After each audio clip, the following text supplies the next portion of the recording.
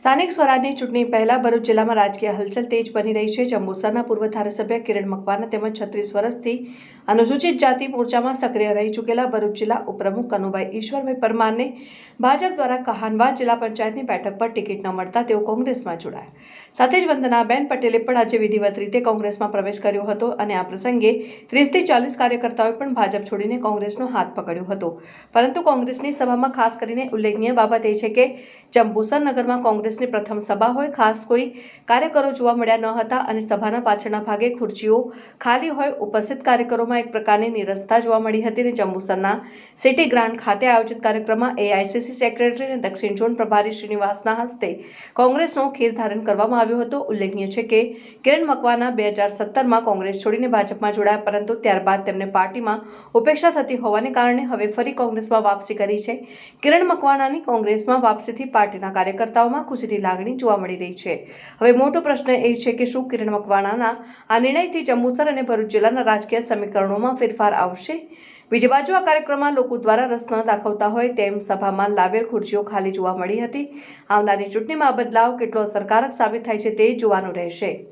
પરમાર કનુભાઈ ઈશ્વરભાઈ, હું પ્રથમ 1989 થી ભારતીય જનતા પાર્ટીનો કાર્યકર રહ્યો છું।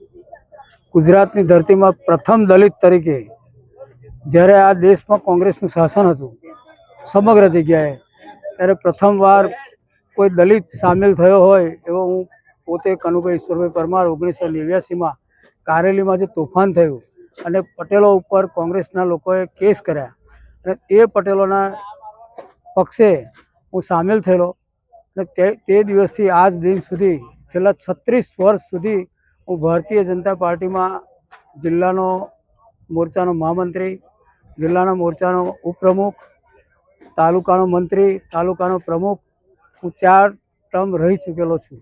36 વર્ષ ભારતીય જનતા પાર્ટીમાં હોદ્દો મેળવ્યો, તો આખરે ભારતીય જનતા પાર્ટી છોડવાનું કારણ શું? ભારતીય જનતા પાર્ટીના કાર્યકરોને જે નેતાઓ છે, અમુક નેતાઓને એવો ડર હતો કે કનુભાઈ જિલ્લા પંચાયત લડશે તો અમારું કયું કોઈ કામ કરે નહીં, પણ એમને એવો ડર હતો કે આયાતી ઉમેદવાર આવવાના કારણે એટલે પાર્ટીએ પૈસા લઈ લીધા અને પાર્ટીના અમુક કાર્યકરોએ પૈસા લઈને પૈસાથી ટિકિટ આપી છે અને એમને હતું કે કનુભાઈ ગરીબ છે, કનુભાઈ પાસે પૈસા નથી, ચૂંટણી લડવા 50 લાખ રૂપિયા ખર્ચ થાય તો એ ખર્ચો કોણ ભોગવે, એટલે એમણે આયાતી ઉમેદવાર લઈ આવ્યા છે। તો આપના કોંગ્રેસમાં જોડાયા બાદ ભાજપને કેટલો ફટકો પડશે? મારું કોનવા જિલ્લા પંચાયતના તમામ મતદારોને કહેવું છે કે ભારતીય બંધારણનું હનન કરી અને તમારા મતનો અધિકાર જે કહેવાતા ભારતીય જનતા પાર્ટીના દલાલો 4-5 દલાલો છે, એમણે મત વેચી દીધા છે મતદારોના। તો એ મતદારોને મારે એવું કહેવું છે તમારા મીડિયાના માધ્યમથી કે આવનાર સમયમાં તમારા મતના અધિકારની જો કિંમત બંધારણમાં આપેલી હોય અને એ કિંમતની તમારે કિંમત કરવી હોય મતની, તો તમારે કોંગ્રેસ પાર્ટીને જ મત આપવો જોઈએ જિલ્લાની ઉપર। ક્યાંક ને ક્યાંક કોંગ્રેસ પાર્ટીને એવું પણ કહેવાય છે કે હિન્દુ મુસ્લિમના તો મુસલમાનોને 5 ટિકિટ આપી છે। ભારતીય જનતા પાર્ટીએ આજ દિન સુધીમાં હિન્દુ મુસ્લિમનો ઉપયોગ કરી અને ખાલી અંદર ઝઘડા કરાયા છે। ભારતીય જનતા પાર્ટીના કેટલાય નેતાઓની દીકરીઓ મુસ્લિમ સમાજને પરણાવી દીધેલી છે। પણ તમે તો 30 વર્ષથી ઉપરાંત ભાજપમાં રહ્યા, તો હવે કેમ એકદમ? મારી રોમે રોમમાં રામ વસેલો છે, મારા દીકરાનું નામ રામચંદ્ર છે, પિતાજીનું નામ ઈશ્વર છે।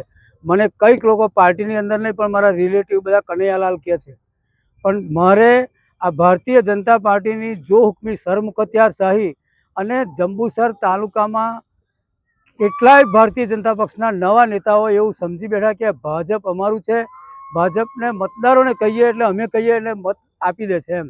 અંતિમ પ્રશ્ન, કાનવા જિલ્લા પંચાયતમાં તમે જે કોંગ્રેસમાં જોઈન થયા તો ભાજપને કેટલું નુકસાન થશે એ તો આવનાર સમય બતાવશે। Bureau report, Satya TV news, Jambusar.